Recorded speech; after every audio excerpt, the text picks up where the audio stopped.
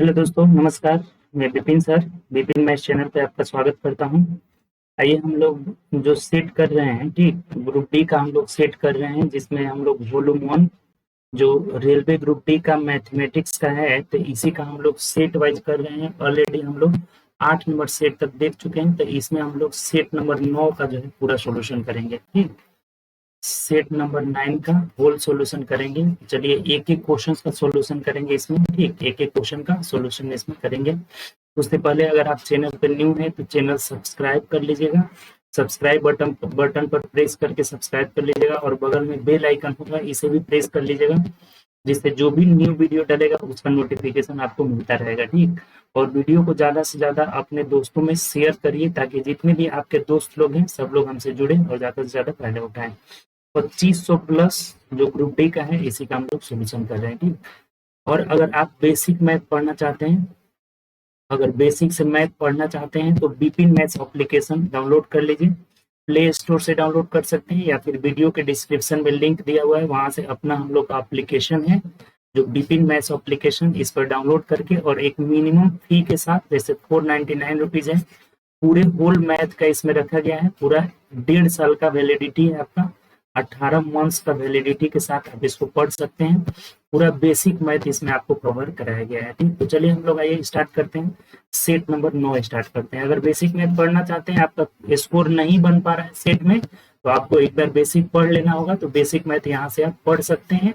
Already इसमें लगभग 92 के आसपास वीडियो ऑलरेडी डल चुका है। एडवांस अर्थमेटिक और DIDS टोटल हम लोग इसमें कवर करेंगे। ठीक, तो चलिए आइए स्टार्ट करते हैं। देखिए पहला क्वेश्चन क्या करें।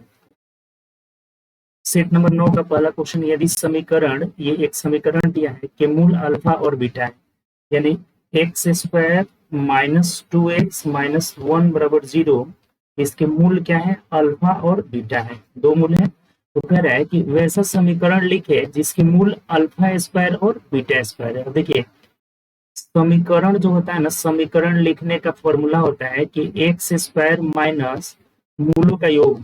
तो यहाँ मूल अल्फा और स्क्वायर प्लस बीटा स्क्वायर है, अल्फा स्क्वायर बीटा स्क्वायर है, तो alpha square plus beta square into x, अब प्लस मूलों का गुणनफल, यानी alpha square into beta square बराबर 0 हो जाएगा। ये मूल निकालने का क्या होता है हमारा, ये इक्वेशन निकालने का फॉर्मूला होता है।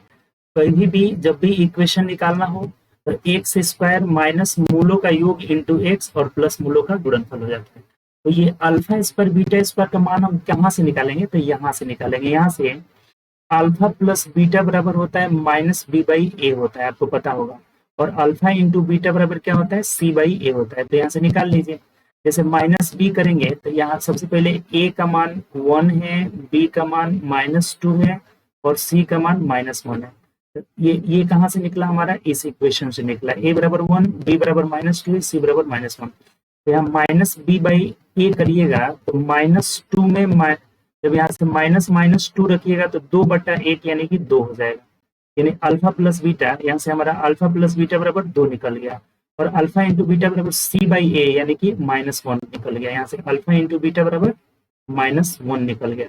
तो एक बात बताइए, ये हमें निकालना है alpha square plus beta square, तो इसका वर्ग कर लेंगे, दोनों साइड वर्ग कर लेंगे, तो अल्फा स्क्वायर बीटा स्क्वायर नहीं निकल जाएगा। यानी दोनों साइड वर्ग करेंगे, तो alpha square plus beta square plus 2 alpha into beta is equal to 2 दूनी के 4 हो जाएगा। और इसका मान हमें कितना है, -1 है, तो ये हो जाएगा -2, इधर जाकर जुड़ जाएगा, यानी कि alpha square plus beta square is equal to 6 हो जाएगा। अब रख दीजिए, सिर्फ कुछ है ही नहीं, एक्स स्क्वायर -6x और प्लस अल्फा इंटू बीटा का मान -1 है, तो -1 का जब यहाँ से वर्ग करेंगे तो 1 हो जाएगा बराबर 0। यही हमारा आंसर हो जाएगा। मिला लीजिए, x square -6x plus 1, x square -6x plus 1 किस ऑप्शन में है, तो ऑप्शन नंबर बी में दिया है, तो B is the right answer. बताइए कोई दिक्कत है इसमें। कहीं भी आपको मूल निकालने का जो फॉर्मूला होता है ना, इक्वेशन निकालने का फॉर्मूला होता है, द्विघात समीकरण का इक्वेशन निकालने का फॉर्मूला एक्स स्क्वायर माइनस मूलों का योग इंटू एक्स प्लस मूलों का गुणनफल होता है। तो यहाँ से हम अल्फा स्क्वायर बीटा स्क्वायर का मान निकाल लिए, 6 आ रहा है, और अल्फा इंटू बीटा का मान -1 आया है, बट स्क्वायर करेंगे तो +1 हो जाएगा, और यही हमारा समीकरण हो जाएगा। ठीक, चलिए आगे बढ़ते हैं नेक्स्ट क्वेश्चन। अगला क्वेश्चन देखिए, 2 नंबर आसान है। क्या कर रहा है, बोला है क्वेश्चन आपको कि 8% वार्षिक साधारण ब्याज की दर से 5 वर्ष पर कोई धन राशि इतने रुपए हो जाती है, तो मूलधन मूल निकालना है। जैसे 8 गुणे 5 यानी 8×5=40% जो हमारा लग रहा है ना, एसआई लग रहा है। और ये जो इतनी रुपए हो जा रही है, इसका मतलब ये अमाउंट आपका है। तो अमाउंट कैसे निकलेगा, तो इसमें 100 जोड़ देंगे, यानी कि 140% का वैल्यू दिया हुआ है 385 रुपए, और मूलधन मतलब 100% का पूछ रहा है। तो 385/140 गुणे 100 हो जाएगा। जीरो से जीरो कट गया, 2×7=14, 2×5=10 हो जाएगा। 7 से इसको कटा लीजिए, तो 7×5=35, फिर 7×5=35, यानी कितना हो जाएगा, तो 5×5=25 कर 5 8 से लो, 5×5=25 और 2×27, यानी कितना हो जाएगा, 275 रुपया। ऑप्शन से देख लीजिए, ऑप्शन नंबर ए में दिया है, तो ए इज द राइट आंसर। बात समझ में आ गया, इसमें कोई दिक्कत नहीं है। आर और टी को जब हम गुणा कर लेते हैं तो ये एसआई का प्रतिशत निकल जाता है, यानी एसआई कितना हो गया, 40% हो गया। तो अमाउंट उसमें 100 जोड़ लेंगे, यानी ए इज इक्वल टू होता है 100 प्लस आर टी हो जाता है, ये हमारा ये निकल जाता है। यहाँ 140% का मान दिया है, 100% का मान पूछ रहा है, कितना हो जाएगा, 275, ऑप्शन नंबर ए हो जाएगा। आगे बढ़िए, अगला क्वेश्चन देखिए, बोर्ड मास वाला, ये डेली डेली ऐसा क्वेश्चन आ रहा है। बोर्ड मास वाला है, सबसे पहला काम आपको लाइन ब्रेकेट का काम किया जाता है। तो यहाँ पे लाइन ब्रेकेट यानी कि 29 27 हो जाएगा, यहाँ पे कितना हो जाएगा, 27। और यहाँ देख रहे हैं तो 3 के पावर 5, अब देखिए यहाँ से हम लोग सबसे पहले इसका ये कार्य कर लेते हैं। 3 के पावर 5 का मतलब हो गया, यहाँ से 3 के पावर 5, अब भाग देना है इसमें हमें 27 का मतलब 3 के पावर 3 कर लेते हैं। तो जब 3 के पावर 5 में 3 के पावर 3 से भाग देंगे तो 3 के पावर 2 यानी कि 9 बच जाएगा हमारा। यहाँ तक हमारा कितना आ जाएगा, यहाँ पे 9 हो जाएगा। ये बात समझ में आया कि नहीं। 3 के पावर 5 में भाग देना है 27 का मतलब 3 के पावर 3, यानी 3 के पावर 5 में 3 के पावर 3 से भाग देंगे तो 3 के पावर 2 बच जाएगा, भाग में पावर घट जाता है, यानी कि 9 हो गया। तब 41 में से 9 घटा दीजिए, तो 11 में से 9 गया 2, यहाँ 3 हो जाएगा, यानी कि 32 हो गया। अब 49 में से यहाँ से 32 घटाइए, तो 49 में से 32 गया, कितना हो जाएगा, 17 हो जाएगा। 9 में से 2 गया 7। अब यहाँ 85 में 17 से भाग दीजिए तो ये 5 हो जाएगा, और 74 में 5 घटा दीजिए, यानी कि 69 हो जाएगा। और ऑप्शन नंबर ए हमारा आंसर हो जाएगा। बताइए कोई दिक्कत है, तो ये आसान क्वेश्चन है, डेली डेली आ रहा है। ठीक, चलिए आगे बढ़ते हैं। नेक्स्ट क्वेश्चन 4 नंबर बोला है कि एक ठेकेदार 6 माह के लिए प्रोजेक्ट लिया, जिसके लिए वह 120 आदमियों को काम पर लगाया। आपातकालीन स्थिति में उस कार्य को 4 माह में खत्म करने के लिए कितने और आदमी काम पर लगाने होंगे। जैसे 120 आदमी काम लगाएंगे, तो सिंपल है जी, M1 D1 बराबर M2 D2 हो जाएगा। ये M1 D1 बराबर M2 D2। तो 120 आदमी को काम पर लगाया 6 दिन में काम, 6 माह में काम करने के लिए। अब कह रहा है कि अगर इसे 4 माह में कंप्लीट करना हो तो कितने और आदमी लगाने होंगे, यानी कितने और आदमी अगर लगाने होंगे, यहाँ से कितने और आदमी लगाने होंगे। तो हम एक काम कर लेते हैं, यहाँ से ये 120 पहले आदमी थे प्लस एक्स मान लेते हैं, और कितने दिन में काम को कंप्लीट करना है, 4 माह में। खत्म हो गया, 4 से कटा देंगे तो 4 3 12, यानी कि 36 18, 180 is equal to 120 plus x हो जाएगा, तो एक्स का मान कितना हो जाएगा, 60 हो जाएगा। अर्थात 60 आदमी और काम पर लगाने होंगे, ऑप्शन नंबर सी हो जाएगा। बोलिए कहीं से दिक्कत है तो। M1 D1 बराबर M2 D2, ये आसान क्वेश्चन। आगे बढ़िए, नेक्स्ट 5 नंबर क्वेश्चन है हमारा कि दूध पानी के मिश्रण में 4/5 भाग दूध है, यानी कि 4/5 भाग का मतलब अगर मिल्क का प्रतिशत निकाल लेते हैं तो 100 से गुणा कर लेते हैं। 4 से 5 गुना 10, यानी कि 80% हमारा क्या है, दूध है इसमें। ठीक, अब कह रहे हैं कि 20 लीटर वाले इस मिश्रण में 5 लीटर पानी मिला दिया जाता है, तो नए मिश्रण में दूध का प्रतिशत क्या होगा। 20 लीटर में कितना परसेंट दूध है, 80% दूध है। अगर 5 मिला दिए इसमें तो ये 25 लीटर हो जाएगा, तो इसमें कितना परसेंट दूध होगा पता नहीं है, एक्स मान लीजिए। खत्म हो गया। यहाँ से 5 से कटाइएगा तो 5×5=25 और ये 16 हो जाएगा। फिर 5 से कटाएंगे तो 5×4=20, यानी 16×4=64% जो हो जाएगा दूध हो जाएगा सेकेंड वाला में, ऑप्शन नंबर ए हो जाएगा। ये कितना आसान है आपका। ये तो बात आप समझे होंगे कि नहीं, नहीं समझे होंगे तो देखिए एक बार ध्यान दीजिए। कभी भी इस तरह का क्वेश्चन आए तो ए का x% बराबर बी का y%, और इस पे इस तरह का जितना भी क्वेश्चन होगा सब इस पे बन जाएगा। यहाँ x और y की जगह उसी का प्रतिशत लेंगे जिसे न तो मिलाया जाए, और न ही वाष्पित किया जाए, क्योंकि जिसको न मिलाना हो न वाष्पित करना हो उसी का मान बराबर होगा।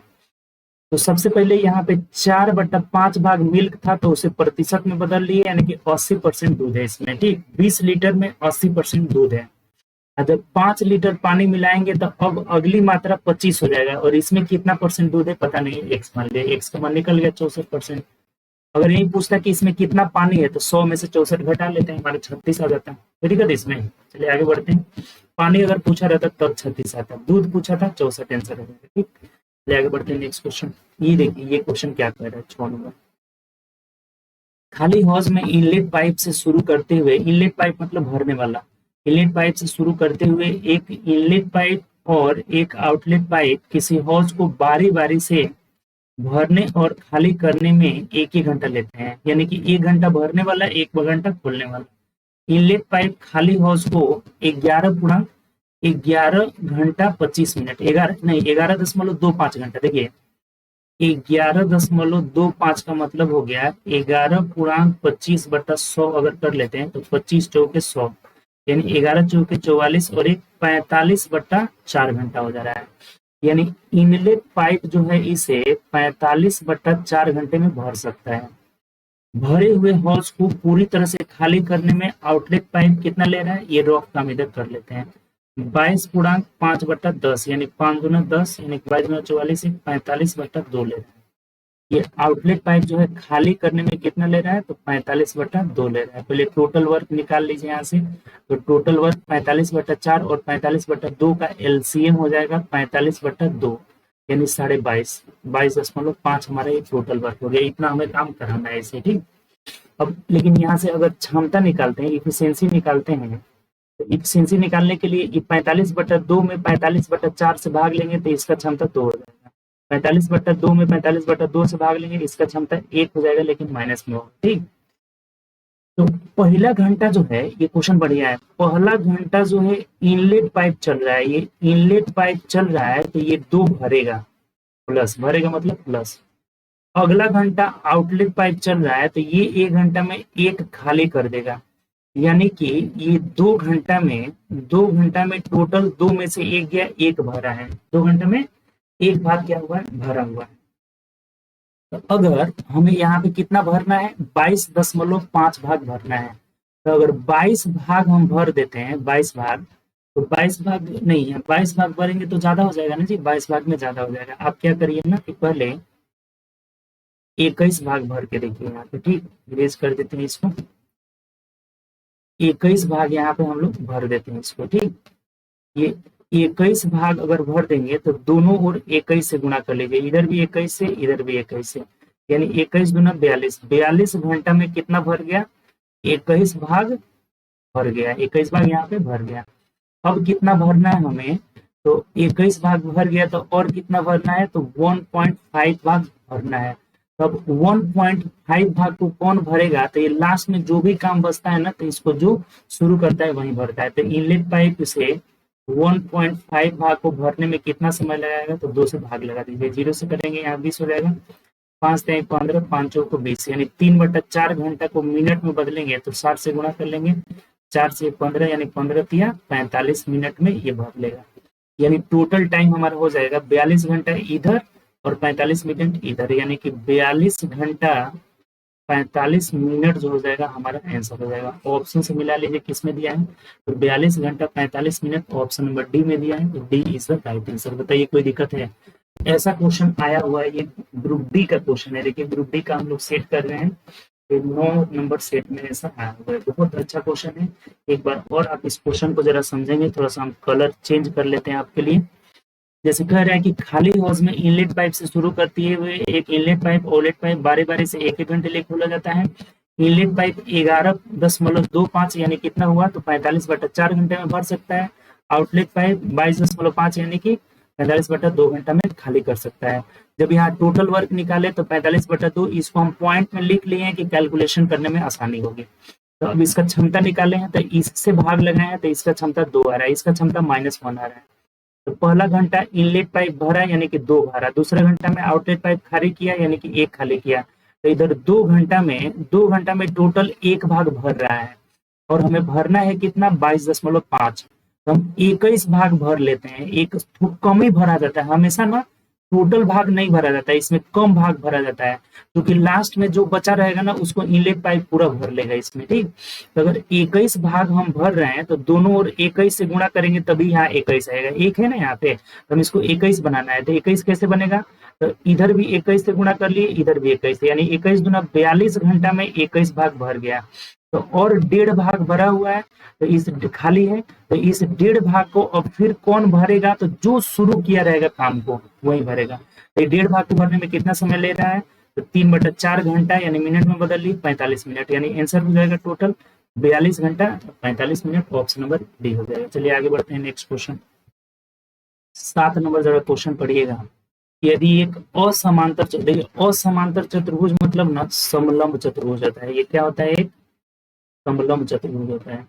तो कह रहा है कि यदि एक असमांतर चतुर्भुज ABCD में DE और F दो भुजाओं AB तथा CD के मध्य बिंदु है, AB तथा CD के मध्य बिंदु है। अब यहाँ पे ये नहीं दिया है ना कि कौन असमांतर चतुर्भुज है, कौन जो है भुजा इसमें पैरेलल है। जैसे अगर ये बोलना है कि AD हो तो इसको A बना लेते हैं, इसको B बना लेते हैं, इसको C और इसको D। तो ये बोला है कि AB का मध्य बिंदु क्या है, E है, AB का मध्य बिंदु ये E है, और CD का मध्य बिंदु कौन सा है, F है। तो बोल रहा है कि यहाँ से EF की लंबाई क्या होगी, EF की लंबाई क्या होगी। देखिए ये मिड पॉइंट सेगमेंट होता है, एक मिड पॉइंट सेगमेंट, यानी EF की लंबाई हो जाता है 1/2 ऑफ BC प्लस AD हो जाएगा, BC प्लस AD हो जाएगा, और यही हमारा आंसर हो जाएगा। इस भुजा दोनों पैरेलल भुजाओं के योग का आधा कर देंगे तो ये मध्य मिड पॉइंट सेगमेंट, इसे बोला जाता है ना क्या, तो mid point segment, mid point segment होता है। लेकिन कहिएगा सर ऑप्शन तो दिया ही नहीं है, ऐसा तो सही में ऑप्शन नहीं दिया है, फिगर गलत बना हुआ है।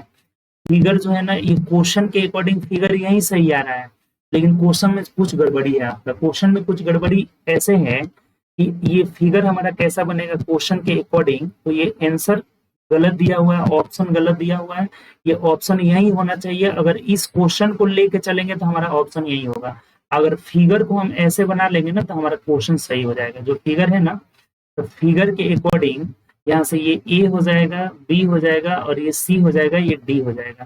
तो ये AD का मध्य बिंदु, यहाँ आप काट करके अगर AD बना लें और यहाँ काट करके आप BC बना लें, ये AD का मध्य बिंदु क्या हो जाता है, AD का मध्य बिंदु E हो जाता है, और BC का मध्य बिंदु F हो जाता है। तब इसके अकॉर्डिंग जो EF हमारा हो जाएगा, यहाँ से EF, ये EF इज इक्वल टू हो जाएगा half of AB plus CD हो जाएगा, और इसके अकॉर्डिंग हमारा आंसर क्या हो जाएगा, ऑप्शन नंबर C हो जाएगा। ऑप्शन नंबर C ही इसका आंसर दिया हुआ है, ठीक, ऑप्शन नंबर C ही 7 का आंसर क्या दिया हुआ है, तो ऑप्शन नंबर C ही दिया हुआ है। बट ये C जो दिया हुआ है ना हमारा, C किसके अकॉर्डिंग होगा, तो इस फिगर के अकॉर्डिंग होगा, इस फिगर के अकॉर्डिंग होगा। और ये कब बनेगा, जब हम ये चेंज करेंगे काट करता होगा, नहीं तो आंसर ये एक्चुअल आंसर यही आना चाहिए इस क्वेश्चन के अकॉर्डिंग, नहीं तो यहाँ से क्वेश्चन सुधार लीजिएगा आप, इस AB को AD कर लीजिएगा और CD को BC कर लीजिएगा, तब हमारा आंसर नंबर क्या हो जाएगा, C हो जाएगा। इसको मिड पॉइंट सेगमेंट कहा जाता है, बहुत क्वेश्चन इससे पूछा गया है, ठीक है। यहाँ पे दोनों में से किसी एक को सुधार लेंगे आप, ठीक। चलिए आगे बढ़ते हैं नेक्स्ट क्वेश्चन। अब देखिए इसका वर्गमूल निकालना है, तो कल भी आपको बताए थे डेली डेली आ रहा है 86 24 का वर्गमूल भाग विधि से निकाल लेंगे, तो 7 7 49 ज्यादा हो जाएगा, यानी कि 6 6 के 36 हो जाएगा, 6 6 के 36 हो जाएगा, यहाँ 10 बच जाएगा, 2 4 बचा, 6 6 12 हो जाएगा। अब कितना मत में जाएगा देख लीजिए, तो 8 8 64, 8 8 64 पर 4 हासिल 6, 8 दूना 16, 6 22 पर 2 हासिल 2 हो जाएगा 10, यानी कितना हो जा रहा है आपका 68। इस क्वेश्चन का आंसर हो जाएगा ऑप्शन नंबर बी। जब भी बड़ा संख्या दे सबसे आसान भाग विधि हो जाएगा, तो 68 हमारा आंसर हो जाएगा, यानी ऑप्शन नंबर बी हो जाएगा। चलिए आगे बढ़ते हैं नेक्स्ट क्वेश्चन। देखिए फिर बोर्ड मास आ गया, इसका क्रिया कहाँ करेंगे, सबसे पहले इस छोटे ब्रैकेट को तोड़ेंगे, छोटे ब्रैकेट में भी अब इसमें रेखा कोष्टक नहीं है तो भाग लगाइए, तो 15 5 75 और 5 चौके 20, यानी यहाँ से यहाँ तक कितना हो जाएगा 20 हो गया। अब 15 में से 20 गया, ये 15 5 75 5 चौके 20, तो 15 में से 20 गया -5 हो जाएगा। अभी 29 में 5 जुड़ जाएगा, क्योंकि माइनस माइनस क्या हो जाएगा प्लस हो जाएगा, तो 29 5 कितना हो जाएगा, तो 9 5 14, 9 5 14 का 4 हासिल 1 हो जाएगा, यानी 34 हो जा रहा है। यानी कि 34 में अब हम 33 में 34 घटाएंगे तो -1 हो जाएगा, और 76 में आप -1 से भाग लगाइएगा तो ये हमारा आंसर क्या हो जाएगा, -76। ऑप्शन से देख लीजिए किसमें दिया है, तो ऑप्शन नंबर डी में दिया है, तो D is the right answer. बताइए कोई इसमें समस्या है, हमारा आंसर हो जाएगा डी हो जाएगा। 1 मिनट, 9 है ऑप्शन। इसको एक बार और देखिएगा, 75 में 5 से भाग लगाए तो 15, 15 25 75 और 5 चौके 20, यानी 15 में से 20 गया हमारा, -5 हो गया, तो माइनस माइनस प्लस हो जाएगा। 29 5 कितना हो जाएगा, तो 29 5 34 हो जाएगा।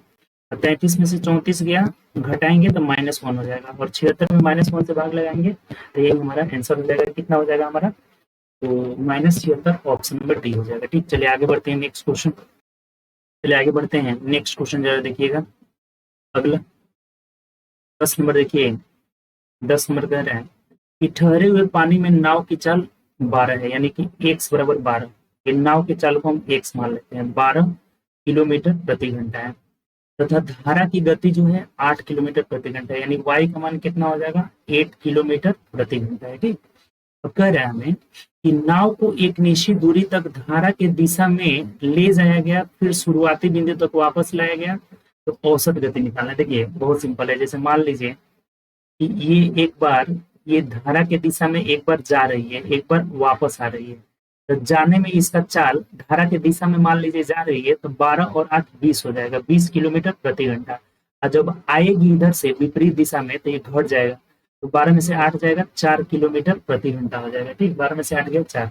तो औसत चाल आपको बताए थे कि औसत चाल बराबर होगा, औसत चाल इज इक्वल टू 2xy बटा, अगर मान लीजिए x की चाल से जा रहे हैं, y की चाल से आ रहे हैं, तो 2 गुणे चालों का गुणनफल, यानी 20 गुणे 4 और बटा चालों का योगफल, 20 4 24 हो जाएगा। बताइए याद है कि नहीं आपको, 4 से कटाएंगे तो 4 छक्के 24 हो जाएगा, 4 छक्के 24, और यहाँ कटा देंगे 2 से तो 2 तिहाई 6 हो जाएगा, यानी कि 20/3, 20/3 किलोमीटर प्रति घंटा हो जाएगा, और ऑप्शन नंबर हमारा क्या हो जाएगा, डी हो जाएगा। बताइए कोई दिक्कत है इसमें, आसान सा क्वेश्चन है।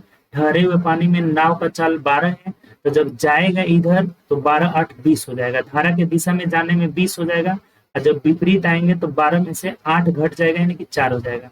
तो 2xy बटा x प्लस वाई होता है, अगर x की चाल से जा रहे हैं, y की चाल से आ रहे हैं, तो 2 गुणे चालों का गुणनफल, यानी 20 गुणे 4 बट्टा चालों का योगफल 24 हो जाएगा, कट करके हमारा 20/3 ऑप्शन में दिया जा रहा है। चलिए आगे बढ़िए, देखिए ये 11 नंबर क्वेश्चन। पूर्वा ने उद्यम में 7 माह के लिए इतना रुपया निवेश किया, और दुर्गा ने 8 महीने के लिए 7,000 रुपये निवेश किया, तो उनके द्वारा प्राप्त लाभ, देखिए ये तो बहुत सिंपल है जी। लाभ का जो रेशियो होता है ना, लाभ बराबर पूंजी गुणे समय, आप पार्टनरशिप में पढ़े होंगे कि लाभ बराबर पूंजी गुणे समय होता है, कितना पूंजी लगाया कितने समय के लिए लगाए, यही हमारा हो जाता है लाभ बराबर पूंजी गुणे समय। तो यहाँ से पूर्वा जो है लगा रही है कितना, 8,000 रुपये लगा रही है, कितने दिन के लिए, तो 7 महीने के लिए। आज वो दुर्बा है, दुर्बा ये लगा रही है 7,000 रुपये लगा रही है, कितने महीने के लिए, 8 महीने के लिए। तो यही ना हो जाएगा इनके लाभ का रेशियो, लाभ बराबर पूंजी गुणे समय हो जाएगा। 3 जीरो से 3 जीरो क्या हो गया हमारा, यहाँ से खत्म हो गया, 7 से 7 खत्म हो गया, 8 से 8 खत्म हो गया, यानी कि 1:1, यानी दोनों को बराबर लाभ दिया जाएगा, 1:1 के रेशियो में बढ़ जाएगा, यानी कि ऑप्शन नंबर हमारा बी हो जाएगा। बताइए कोई दिक्कत है इसमें, लाभ बराबर पूंजी गुणे समय, इसमें कुछ है ही नहीं। ठीक, चलिए आगे बढ़ते हैं नेक्स्ट क्वेश्चन। 12 नंबर क्वेश्चन पढ़िएगा, कह रहा है कि पाइप ए 1.5 घंटे में एक खाली टंकी को भर सकता है, जबकि पाइप बी 2.4 घंटे में एक भरी हुई टंकी को खाली कर सकता है। जब टंकी खाली है तो पाइप ए को 1 घंटे के लिए चालू किया जाता है और फिर बंद कर दिया जाता है, और पाइप बी को 1 घंटे के लिए चालू किया जाता है, पानी निकालने के लिए खोला जाता है और फिर बंद कर दिया जाता है। टंकी पूरी भरी पाइपों को वैकल्पिक रूप से प्रत्येक समय एक, अभी आया था, 1-1 घंटे के लिए खोलने के बाद टंकी को पूरी भरने में कितना समय, अभी अभी वैकल्पिक वाला आया था। ए जो है भरने में कितना, 1.5 घंटा, 1.5 का मतलब 3/2 हो जाएगा, एक को हम मान लेते हैं, इधर लिख देते हैं, ए जो है 3/2 समय ले रहा है, और बी का देख लीजिए तो 2.4, 2.4 का मतलब 24/10 कर लेते हैं, पॉइंट हटाते हैं तो ये 12/5 हो जाएगा। बी का कितना हो गया यहाँ पे, तो 12/5 समय में खाली कर सकता है। टोटल वर्क पहले आप ले लीजिए, तो 3 और 12 का एलसीएम 12 हो जाएगा और नीचे का एचसीएफ 1 हो जाएगा, यानी कि 12 ही हो गया। ये टाइम हो गया। तब यहाँ से क्षमता निकाल लेते हैं। तो 3/2 से भाग लगाएंगे तो 3×4 = 12 यानी 4×2 = 8 इसका क्षमता हो जाएगा। इसका 12/5 से भाग लगाइएगा तो -5 हो जाएगा। ठीक, चूंकि ये खाली करने वाला है। तो अब बोला हुआ है कि तो पाइप ए को शुरू किया जाता है, पहले पाइप ए को चालू किया जाता है 1 घंटा, बंद कर दिया जाता है। फिर बी को चालू किया जाता है, उसे भी बंद कर दिया जाता है। यानी पहला घंटा में ए चलेगा, सिर्फ कौन चलेगा? पहला घंटा में ए चलेगा। यहाँ पे 1 मिनट रुक जाइए, पहला घंटा ए चल रहा है। ठीक, ए जो है 1 घंटा में क्या करेगा? तो ये 8 भर देगा यानी कि प्लस। और बी अगला घंटा जब चलेगा तो ये खाली कर देगा कितना? 1 घंटा में 5 खाली कर देगा। अर्थात ये 2 घंटा में कितना काम हो गया आपका? तो 8 में से 5 जाएगा तो 3 काम हो गया हमारा। 3 काम क्या हो गया? कंप्लीट हो गया। हमें 12 काम कराना है तो 12 काम नहीं कराएंगे। आपको बताए थे कि काम हमेशा क्या कराना है? कम काम कराना है। जैसे मान लीजिए हम अगर 6 काम करा देते हैं, 6 काम करा देते हैं तो 6 काम अभी शेष रहेगा। तो 6 काम कराने के लिए 2 से दोनों ओर से हम गुणा कर देंगे तो 2 दूनी के 4 घंटा में कितना हो जाएगा? 6 काम आपका क्या हो जाएगा? कंप्लीट हो जाएगा। तो 6 काम जब कंप्लीट हो गया तो अभी भी 6 बचा हुआ है। हमेशा आधा काम का ये काम जो हमेशा कराना है ना, तो ये जो ये 8 क्षमता है ना जो पहले काम कर रहा है, इसके बराबर ही कम काम कराना है। इसके बराबर या इसके आसपास कम काम कराना है। तो ये 8 हमें कम काम कराना था, तो 8 नहीं काम करा करके हम कितना कम काम करा लिए? 6 काम कम करा लिए। तो 6 करा लिए तो 6 बचा हुआ है। तो अब इस 6 को कौन भरेगा? तो पहले 8 भरेगा। तो 6/8 घंटे में भर देगा। तो इसको मिनट में बदल लीजिए। देखिए, तो 2×3 = 6, 2×4 = 8, 60 से गुणा कर लेंगे तो 4 से कटाइएगा 15 हो जाएगा। यानी 15×3 = 45 मिनट आ जाएगा। तो कितना आ जाएगा टोटल टाइम? तो 4 घंटा 45 मिनट हो जाएगा। देख लीजिए कौन सा ऑप्शन है। अच्छा, ऑप्शन पॉइंट में दिया है तो चलिए पॉइंट में ही रहने देते हैं इसको, क्या दिक्कत है? इसको हम क्या करते हैं ना, पॉइंट में ही रहने देते हैं, कोई समस्या नहीं है। जब ऑप्शन पॉइंट में दिया है तो आप इसको भी 6/8 कर लेंगे तो ये हो जाएगा 3 और ये हो जाएगा 4। यानी 3/4 का मतलब हो गया 4×7 = 28, 4×5 = 20, यानी कि 0.75 हो गया। तो ये दोनों जोड़ देंगे, यहाँ पे दोनों जोड़ देंगे तो कितना आ जाएगा? 4.75 घंटा आ जाएगा। और ऑप्शन से मिला लीजिए तो ऑप्शन में हमारा डी हो जाएगा। बताइए कोई समस्या है? ऐसा 2 क्वेश्चन एक ही सेट में आ गया। जो हमारा सेट नंबर 9 है, यहाँ जो सेट नंबर 9 है, तो सेट नंबर 9 में 2 क्वेश्चन सेम इसी पर दे दिया आपका। ठीक, चलिए आगे बढ़ते। इस बात को समझ गए होंगे कि इसका क्षमता 8 आ गया यानी कि 8 भरेगा, इसका क्षमता -5 आ गया यानी 5 खाली होगा। तो 2 घंटा में टोटल कितना काम हुआ? 3 काम हुआ। तो हमेशा हम कम काम कराते हैं, इस 8 के बराबर ही कम काम कराते हैं, इसके बराबर या इसके आसपास। तो हम 6 काम करा लिए, 6 काम बचा लिए। तो 6 काम कराने में इधर भी 2 से गुणा करना होगा, इधर से 2 से गुणा करना होगा। तो 4 घंटा में 6 काम हो गया और 6 काम बचा हुआ है। तो इसको अब कौन करेगा? तो जो काम शुरू करता है यानी ए करेगा।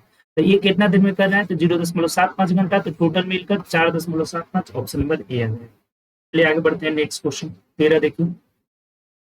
निम्न में से कौन सा भिन्न 3/4 से घटाने पर, यानी कि 3/4 से घटाने पर क्या प्राप्त होता है? तो 5/12 प्राप्त हो जाता है। यही तो बोल रहा है। तो यानी कि x का मान हो जाएगा 3/4 माइनस 5/12 हो जाएगा। ठीक, इसको इधर भेज दिए, इसको इधर। तो एलसीएम आपका 12 ही हो जाएगा। तो 4×3 = 12 यानी 3×3 = 9 माइनस 5 हो जाएगा। यानी कितना होगा? तो 4/12 यानी कि 1/3 जो है घटाएंगे तो ये प्राप्त हो जाएगा। तो ऑप्शन नंबर बी हो जाएगा। ये तो आसान क्वेश्चन था जी। चलिए आगे बढ़ते हैं। ये सिंपल सा क्वेश्चन था। नेक्स्ट क्वेश्चन देखिए। इमोरी अपने पिता की तुलना में 27 वर्ष छोटी है। अमोरी इसके फादर हो गए। फादर एक्स है तो ये कितनी है? 27 साल छोटी है, x - 27। अब से 7 साल बाद, यानी दोनों में 7 जोड़ दीजिए। इसमें 7 जोड़िएगा तो ये x - 20 हो जाएगा। इनके पिताजी में 7 जोड़िएगा तो x + 7 हो जाएंगे। तो अब से 7 साल बाद उसके पिता की आयु उसकी आयु की 2.5 गुनी होगी। यानी कि इसके 2.5 गुने मतलब 2.5 जो हो जाएंगे इसके पिताजी हो जाएंगे। तो सिंपल सी बात हो गई, कर लीजिए। 2.5x माइनस ये 20 में 2.5 से गुणा करिएगा तो 50 हो जाएगा। 20 × 40 = 50। यानी ये कितना हो जाएगा यहाँ से, तो आपका 50 हो जाएगा। 50 is equal to x plus 7 हो जाएगा। अब एक साइड कर लीजिए, एक्स इधर घटेगा तो 1.5 एक्स इज इक्वल टू 57 हो जाएगा। तो एक्स बराबर हो जाएगा 57 बट्टा 1.5, यानी दशमलव हटाएंगे तो इधर 10 हो जाएगा। 5 से कटा लेते हैं तो 5 ते 15, 5 गुना 10, 3 से कटाएंगे 19 तिया 57, यानी 19 गुना 38 आ जा रहा है। यानी पिताजी 38 साल के हैं। तो हमें पूछा क्या है कि एमोरी की वर्तमान आयु, एमोरी की वर्तमान आयु मतलब x माइनस 27, यानी 38 में से 27 घटा देंगे तो 11 हो जाएगा। ऑप्शन से देखिए ऑप्शन नंबर ए हो जाएगा। बताइए कुछ नहीं है इस क्वेश्चन में, सिंपल सा है। ये अमोरी हो गई x माइनस 27, पिताजी x हुए तो x माइनस 27, 7 साल बाद, यानी कि इसमें 7 जोड़ेंगे तो x माइनस 20 हो जाएगा और ये x प्लस 7 हो जाएंगे। ये इसके 2.5 गुना है तो 2.5 से गुना करके यहाँ से x का मान 38,000 है। पिताजी 38 साल के हैं, अमोरी 11 साल की। ठीक, चलिए आगे बढ़ते हैं 15 नंबर। देखिए ये बोला है इसका HCF निकालना है। इसका क्या करना है, HCF 175, 63 और 147, 147 का हमें क्या निकालना है, एचसीएफ। देखिए एचसीएफ निकालना है ना, तो कम अंतर इनका घटा लीजिए। सबसे कम अंतर इन दोनों का मिल रहा है ना, तो इसको घटा लेंगे। घटाइए, 15 में से 7 गया 8 हो जाएगा और यहाँ कितना बचा आपका 6, 6 में से 4 गया 6 में से 4 गया कितना होगा 2। तो ये 28 ही एचसीएफ होगा या फिर 28 से छोटा होगा, ये बात हमें पता चल गया। या तो 28 एचसीएफ होगा तो 28 से ये कटेगा नहीं तो नहीं होगा, तो इसे तोड़ेंगे तो 2 गुणे 14 और 14 से भी नहीं कटेगा ये, तो इसको तोड़िए आप कितना से, तो 3 से नहीं कटेगा यानी कि 4 गुणे 7 और 7 से चेक करिए तो 7 दूना 14, 7 पचे 35 कट जा रहा है, 7 9 63 और ये हो जाएगा 7 9 14, 7 एकम 7, यानी कि 7 से तीनों कट जा रहा है तो ये 7 ही एचसीएफ हो जाएगा हमारा। तीनों कटना चाहिए। सबसे पहला काम क्या करिएगा, देखिए एचसीएफ निकालने का ये सबसे आसान मेथड है, सबसे आसान। जैसे 3 संख्या है आपके पास, कम अंतर दोनों का, इसी दोनों का सबसे कम अंतर मिला है कितना 28, तो 28 से ये तो कटेगा नहीं तो नहीं चेक करेंगे, या तो 28 एचसीएफ होगा या फिर 28 का कोई फैक्टर होगा। तो 28 का कोई बड़ा फैक्टर होगा, ये भी ध्यान रखना है। तो 28 से ये नहीं कट रहा है तो 28 का बड़ा फैक्टर एक 14 निकाले तो 14 से भी नहीं कट रहा है, तो फिर एक फैक्टर निकाले 4 गुणे 7, 7 से ये जो है सब कट जा रहा है तो 7 एचसीएफ हो जाएगा। यानी ऑप्शन नंबर हमारा सी हो जाएगा। ठीक, चलिए आगे बढ़ते हैं, नहीं तो भाग विधि से भी आप निकाल सकते हैं।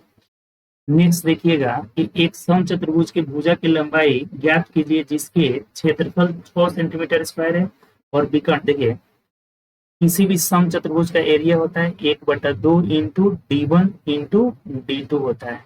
तो यहाँ पे एरिया हमें 6 दिया हुआ है, 1/2 इंटू D1 एक 7 दिया हुआ है और D2 नहीं पता है और एरिया 6 दिया है, यानी D2 इज इक्वल टू कितना हो जाएगा 6 दूना 12/7 हो जाएगा एक विकर्ण की लंबाई। जैसे इधर इसका फिगर बना देते हैं, फिगर से थोड़ा समझ लीजिएगा। ये समचतुर्भुज है और इसका हमें भुजा की लंबाई निकालना है, ये ए यही भुजा निकालना है। इसका दोनों विकर्ण एक दूसरे को समकोण पे काटते हैं, ये बात आपको पता है कि ये 90 डिग्री पे यहाँ कट करते हैं। तो यहाँ से यहाँ वाला आप निकालिएगा, समविभाजित करते हैं, ये भी बात पता है। तो ये 12/7 है और एक विकर्ण कितना है 7 है, एक विकर्ण 7 है, मान लीजिए 7 है तो इसका आधा हो जाएगा 7/2 हो जाएगा और ये जो हो जाएगा हमारा, ये टोटल 12/7 आया है, तो इस 12/7 का आधा करेंगे तो ये 6/7 हो जाएगा। तो ये 6/7 हो गया और ये हो गया 7/2, तो ये निकालना है कर्ण इसका। तो पाइथागोरस से a इज इक्वल टू हो जाएगा रूट अंडर इसका स्क्वायर वर्ग, यानी कि 6 के 36/49 अब प्लस इधर हो जाएगा 7 7 49/4 हो जाएगा। इसको जोड़ दीजिए, बस आ जाएगा आपका भुजा। देखिए पॉइंट में है अतः इसका वर्गमूल आपको निकालना होगा, जो हमारा यहाँ एलसीएम हो जाएगा 49/4 हो जाएगा। तो 49 से 49 खत्म हो जाएगा, 36 चौके 144 हो जाएगा, प्लस 4 से 4 खत्म, यानी 49 का वर्ग कर लीजिए, इधर 49 का वर्ग कर लेंगे। 49 का वर्ग कितना आ जाएगा देखिए, तो 9 9 81 का 1 हासिल 8 हो जाएगा, 9 चौके 36 गुना 72 और 8, 9 9 81 का 1 8 हासिल 8, 9 चौके 36 गुना 72 और 8, 72 8 80 कर 0 हासिल 8 हो जाएगा। तो 4 चौके 16 और 8 24, 2401 आ जा रहा है। ये कितना आ जा रहा है 2401 आ जा रहा है। तो जोड़ करके इसका वर्गमूल निकालना पड़ेगा आपको, 4 1 5 हो जाएगा और ये कितना हो जाएगा हमारा 4 की 4 ही हो जाएगा और ये हो जाएगा आपका 24 और 1 25, 25 45 बट्टा 49 × 7 हो जाएगा, यानी कि इसका केवल वर्गमूल निकालना पड़ेगा। 25 और 45 का वर्गमूल निकाल लीजिए, भाग विधि से निकालेंगे तो 5 25 25 हो जाएगा। ये 5 मत कटा, ये पूरा कट गया। अब 4 5 उतरेगा तो 5 5 10, इधर अब नहीं जा पाएगा एक मत में, इधर 2 जीरो बैठा लेंगे तो यहाँ भी जीरो देंगे और इधर भी एक जीरो देंगे। अब 4 मत में, यानी कि लगभग 50.4 आ रहा है। ये ऊपर हमारा आ गया 50.4 और बट्टा नीचे आ गया 7, यहाँ 4 है ना जी, एक मिनट सॉरी, ये 4 है। इस 49 का वर्गमूल 7 हो गया, 4 का वर्गमूल 2, यानी कि 14 आ जाएगा। इसको भाग दे दीजिए, कितना आएगा तो 14 तिया 42 हो जाएगा, 42 और 8 बचेगा और 4 बचेगा तो 14 छके 84, यानी कि 3.6 सेंटीमीटर हो जाएगा। ऑप्शन से देखिए, ऑप्शन नंबर बी हो जाएगा। और दूसरा कुछ है भी नहीं। 3.6, 3 दशमलव कुछ जो है एक ही है, 3.6, यही आंसर हो जाएगा। देखिए ये क्वेश्चन में बड़ी टॉप है आपका, कैलकुलेटिव क्वेश्चन है, कैलकुलेटिव क्वेश्चन है बहुत ज्यादा। इसको जल्दी करने के लिए आपका प्रैक्टिस होना चाहिए। देखिए हम कितना जल्दी कर लिए, तो प्रैक्टिस से हुआ है, ऐसे नहीं होगा। तो इसको प्रैक्टिस करिएगा। देखिए एक बार और समझा दे रहे हैं आपको। अच्छा क्वेश्चन है, ये गुड क्वेश्चन है, सबसे अच्छा क्वेश्चन। पॉइंट में दिया है, कैलकुलेशन दिया है, और क्या। एक समचतुर्भुज की भुजा की लंबाई ज्ञात करना है, जिसका क्षेत्रफल दिया हुआ है, एक विकर्ण दिया है। तो एरिया बराबर होता है 1/2 इंटू d1 इंटू d2। तो इसे विकर्ण, हम दूसरा विकर्ण निकाल लिए, 12/7 आ गया। समचतुर्भुज के विकर्ण एक दूसरे को समकोण पर समविभाजित करते हैं, यानी कि अगर एक विकर्ण 17/7 है तो इसका आधा, ये यहाँ से यहाँ आधा जो पार्ट हो जाएगा ये 6/7 हो जाएगा। और एक विकर्ण 7 दिया था तो ये कितना हो जाएगा, 7/2 हो जाएगा। और ये एक समकोण त्रिभुज है, तो इसमें पाइथागोरस प्रमेय से ए बराबर, कर्ण है ये 90 डिग्री के सामने वाला कर्ण होता है, तो कर्ण बराबर अंडर रूट लंब स्क्वायर प्लस आधार स्क्वायर करके निकाले तो पॉइंट में हमारा 36.7 आ जा रहा है, सॉरी 3.6 आ जा रहा है। तो ऑप्शन नंबर बी में दिया होगा। ठीक, चलिए आगे बढ़ते हैं। नेक्स्ट क्वेश्चन, इसको आप एक दो बार और देख लीजिएगा। ये देखिए 17 नंबर क्वेश्चन है, टेन थीटा। अच्छा एक बात बताइए कि tan theta is equal to होता है साइन थीटा बटा कॉस थीटा, और ये बराबर कितना दिया है, 5/6। तो जहां भी अगर ये रेशियो में पूछा है ना, रेशियो में, तो साइन के जगह 5 रख लेंगे और कॉस के जगह 6 रख लेंगे, बात खत्म हो जाएगा। साइन की जगह 5 रख लीजिएगा, कॉस की जगह 6। तो यहाँ 5 रखिएगा तो 12×5 = 60, और माइनस कॉस की जगह 6 रखना है तो 6×5 = 30 हो जाएगा, बटा 12×5 = 60 हो जाएगा, और प्लस 6×5 = 30 हो जाएगा। देखिए कितना आसान हो गया, 60 में से 30 गया 30 हो जाएगा, और 60 30 90, यानी कि 1/3 जो हो जाएगा हमारा आंसर हो जाएगा, जो कि ऑप्शन नंबर बी में दिया है। तो हमारा आंसर क्या हो जाएगा, बी हो जाएगा। बताइए कोई दिक्कत है। Tan theta is equal to sine theta बटा कॉस थीटा, तो साइन की जगह हम 5 रख लेंगे, कॉस की जगह 6। जब रेशियो में पूछेगा तभी ऐसा होगा, ये रेशियो में पूछा हुआ था। तो 12×5 = 60 - 30 और 60 + 30 यानी 1/3, ऑप्शन नंबर बी हो जाएगा। चलिए आगे बढ़ते हैं। नेक्स्ट क्वेश्चन देखिए, अगला 18 नंबर क्वेश्चन क्या कर रहे हैं। बोला है हमें कि 5 लोग 24 दिन में किसी दीवार को बना सकते हैं, 8 अन्य लोग जिसे प्रत्येक पहले की तुलना में आधे कुशल हैं, दीवार का 3/भाग निर्मित करने में कितना, वही वाला हो गया। M1 D1 H1 बटा W1 होता है बराबर। H1 का इसमें यूज नहीं हुआ है, तो H1 को हटाए दीजिए, H1 आप रहने दीजिए इसमें। देखिए H1 का यूज नहीं हुआ है इसमें, ठीक, पूरा इरेज हो गया यहाँ पे। ये कह रहा है हमें, एक मिनट रुक जाइए, ये 5 लोग 24 दिनों में एक दीवार बना सकते हैं, ठीक, एक दीवार बना सकते हैं। तो 8 अन्य लोग जिसमें से प्रत्येक पहले समूह के लोगों की तुलना में आधे कुशल है, उससे आधा कुशल है, वे दीवार को 3/5 भाग को बनाने में कितना, यानी M1 D1 बटा W1 बराबर M2 D2 बटा W2 हो जाएगा। जैसे 5 लोग दीवार बनाने में कितना दिन में बना सकते हैं, 24 दिन में एक दीवार बना सकते हैं, ठीक। तो अब बोला हुआ है कि 8 अन्य लोग जिसमें से प्रत्येक पहले समूह के लोगों की तुलना में आधे कुशल है, यानी ये 8 लोग हैं लेकिन इसकी कुशलता जो है इससे आधा है, तो 2 से भाग लगा देंगे, ठीक। 8 लोग जो है जिसमें प्रत्येक पहले समूह के लोगों की तुलना में आधे कुशल है, वे दीवार के 3/5 यानी कि कितना भाग इन्हें निर्माण करना है, तो 3/5 भाग निर्माण करना है। कितने दिन में बनाएंगे, बस खत्म हो गया। यहाँ से दिन को x मान लेते हैं, कितने दिन में बनाएंगे। अब इसको सॉल्व कर लीजिए। देखिए ये 2 चौके 8 हो जाएगा, ठीक। और ये 5 कहाँ चला जाएगा, इस 5 को ऊपर भेज देते हैं, ठीक। तो ये 5 से 5 खत्म हो जाएगा, 4 से कटाएंगे 4 छठे 24 हो जाएगा, यानी कि 36 18, एक्स का मान कितना आ जाएगा, 18 दिन लगेगा। और ऑप्शन से देख लीजिए तो ऑप्शन नंबर हमारा डी हो जाएगा। देखिए ये क्वेश्चन थोड़ा सा घुमाया हुआ है, आप समझेंगे थोड़ा फिर से। 5 लोग 24 दिन में एक दीवार को बना सकते हैं, ठीक। तो अब बोला हुआ है कि 8 अन्य लोग जिसमें से प्रत्येक पहले की तुलना में आधे कुशल है। तो ये 8 लोग हैं, लेकिन इससे आधा कुशल है, तो इसे 2 से भाग लगा देंगे, यानी ये 4 आदमी का काम करेंगे, पहले वाले तुलना में 4 ही काम करेंगे। कितने दिन में बनाएंगे पता नहीं है, एक और कितना भाग बनाना है, 3/5। 5 को हम कहाँ कर लेके चले गए ऊपर, 5 से 5 कटा दिए, 4 से 6 मंथ में कट गया, और 3 से 36 18 दिन में कंप्लीट हो जाएगा। ऑप्शन नंबर डी हो जाएगा। चलिए आगे बढ़ते हैं, नेक्स्ट क्वेश्चन देखिए, फिर वर्गमूल आ गया। 60 25 60025, कौन सा विधि से, भाग विधि से, 2 2 1, यानी 2 दूनी के 4, 2 दूनी के 4 हो जाएगा।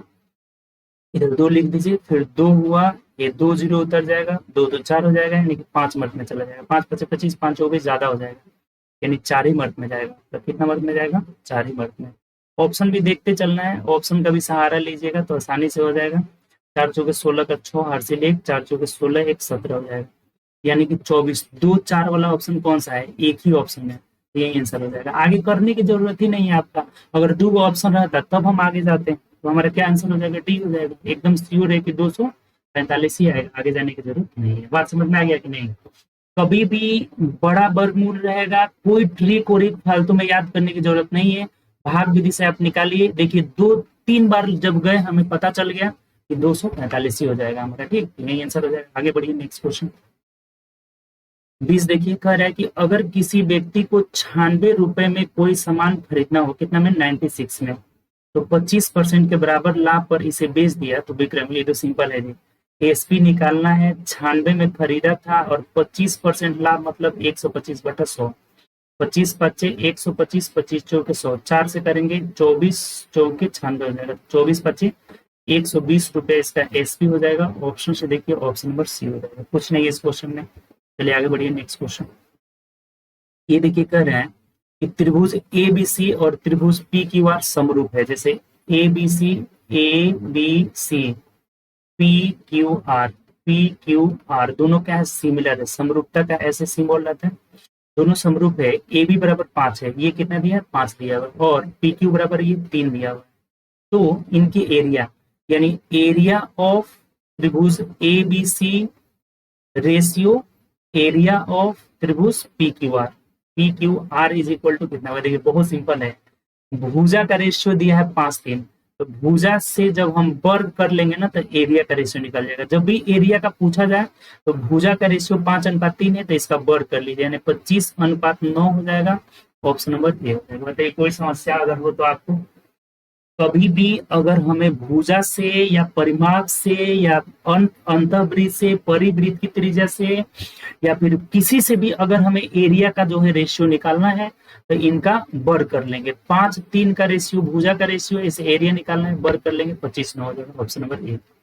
भाई जरा देखिएगा, अनीता फैशन फैशन बुटीक चलाती है, उसके व्यय के शीर्षक निम्नलिखित खरीदार में 30% और, जैसे कह रहे हैं ना कि उसके व्यय के शीर्षक निम्नलिखित है, खरीद में 30%, खरीद में कितना, 30%, दर्जी का भुगतान करने में 40%, और किराया व बिजली खर्च में 30%। यदि उसका कुल व्यय इतना रुपए प्रति माह है तो दर्जी का भुगतान करने में उसने कितना धन व्यय किया।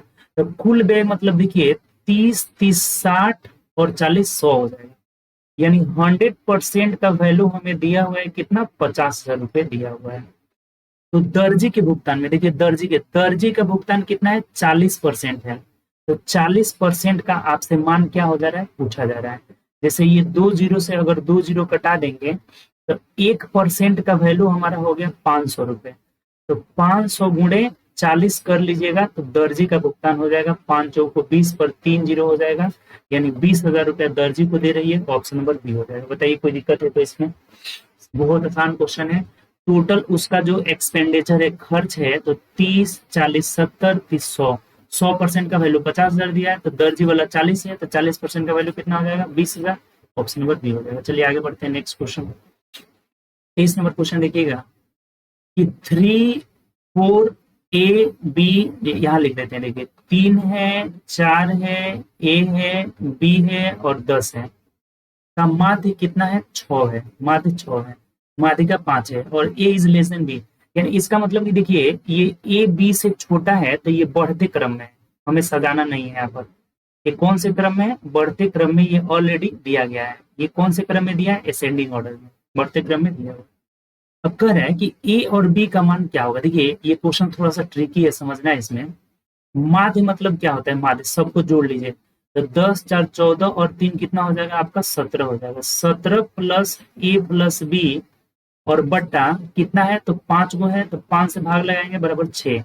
यानी यहाँ से 17 plus A plus B is equal to 6 बचे 30 हो जाएगा। यानी ए प्लस बी का मान हमारा कितना निकल गया? 13 निकल गया। यहाँ से एक इक्वेशन हमारा पता चल गया, ए प्लस बी का मान 13 हो गया। अब एक बात आपको बताए होंगे कि जो माध्यिका हमारा होता है, माध्यिका, तो माध्यिका जो होता है वो बीच वाला जो है वैल्यू, वो माध्यिका कहलाता है। तो इसमें 1 2 3 4 5, यानी बीच में कौन सा है हमारा? ए है, तो ए ही हमारा माध्यिका कहलाएगा। और ए का मान यहाँ से दिया हुआ है कितना? 5 दे दिया है, ए बराबर 5 दे दिया है। तो सिंपल हो गया। यहाँ पे ए अगर 5 रख दीजिएगा तो बी बराबर 13 में से 5 जाएगा, कितना हो जाएगा? 8। यानी ए 5 है और बी 8 है, तो ऐसा ऑप्शन देख लीजिए, तो ऑप्शन नंबर ए में दिया है, यही हमारा आंसर हो जाएगा। 8 5 नहीं होगा, क्योंकि पहले ए दिया है, तो ए का मान क्या है? 5 और बी का मान क्या है? 8, तो ये आंसर होगा। अब जल्दीबाजी में सी मत कर लेना, ना कि सी क्या हो जाएगा? गलत हो जाएगा हमारा। बात समझ में आया? तो यहाँ से हमारा ए और बी का मान पूछा हुआ था, तो कितना हो जाएगा? 5 और 8। बात क्लियर हुआ यहाँ से? नहीं क्लियर हुआ? नहीं हुआ तो फिर से एक बार समझिए जरा। तो देखिए ये जो संख्या हमें पता चला कब की आरोही क्रम में है, क्योंकि यहाँ बोला हुआ है ए इज लेस देन बी, यानी 3 4 5 6 ऐसे बढ़ते क्रम में है। ये ए बी पता नहीं है, ये क्या होगा? इसी का मान पूछा हुआ है। और बोला है कि ए बी का मान निकालना है। इसका माध्य 6 है, तो माध्य 6 मतलब सबको जोड़कर 5 से भाग दिए 6, यानी कि यहाँ से ए प्लस बी 13 निकल गया। ठीक। अब माध्यिका का मतलब कि बीच वाला मान, बीच वाला मान ए है, यानी यही हमारा 5 वैल्यू हो जाएगा, क्योंकि माध्यिका 5 दिया हुआ था। तो ए का मान 5, तो यहाँ रख दिए। बी का मान 13 हो गया, यानी कि 5 13, ऑप्शन नंबर ए होगा। चलिए आगे बढ़ते हैं नेक्स्ट क्वेश्चन। यानी नेक्स्ट क्वेश्चन नहीं है, टोटल हमारा कितना क्वेश्चन था इसमें? टोटल 23 क्वेश्चन था। और 23 क्वेश्चन में समझिए कि लगभग आपका 6 से 7 क्वेश्चन इसमें अच्छा लेवल का क्वेश्चन था। ठीक, 6 से 7 क्वेश्चन बहुत अच्छे क्वेश्चन थे। यानी कि 23 में आपका कम से कम तो समझिए कि 20 आना ही चाहिए आपका। 18 से अगर 20 आएगा तो समझिए कि अच्छा वे में आप जा रहे हैं, आपका तैयारी अच्छा है। अगर 20 प्लस आ जा रहा है तो समझिए कि बहुत अच्छा है आपका तैयारी। ठीक, और 23 में 23 अगर सही हुआ तब तो समझिए कि कोई बात ही नहीं है आपका। ठीक, तो इसमें 18 से 20 आना चाहिए, 20 से कम, 18 से कम नहीं आना चाहिए। 18 से कम आ रहा है तो समझिए आपका तैयारी बढ़िया नहीं हो रहा है। तैयारी करिए, ज्यादा से ज्यादा प्रैक्टिस करिए।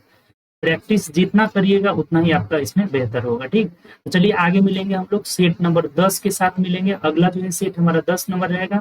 तो अगर चैनल पे न्यू है तो चैनल सब्सक्राइब कर लीजिएगा और बेल आइकन बगल में होगा उसे प्रेस कर लीजिएगा, ताकि जितने भी न्यू आपका वीडियो डलेगा उसका नोटिफिकेशन आपको मिलता रहेगा। तो चलिए हम लोग नेक्स्ट सेट में मिलेंगे, अगले क्लास में मिलेंगे नेक्स्ट सेट के साथ, जो कि हमारा 10 सेट होगा। ठीक, और शेयर भी कर दीजिए, जितने भी दोस्त हैं आपके उन पे शेयर भी कर दीजिए, ताकि आपके दोस्त भी सीखे, अच्छे वे में सीखे और डेली डेली एक सेट इसमें सीखे। ठीक, चलिए आगे मिलेंगे नेक्स्ट क्लास में। Okay bye, take care.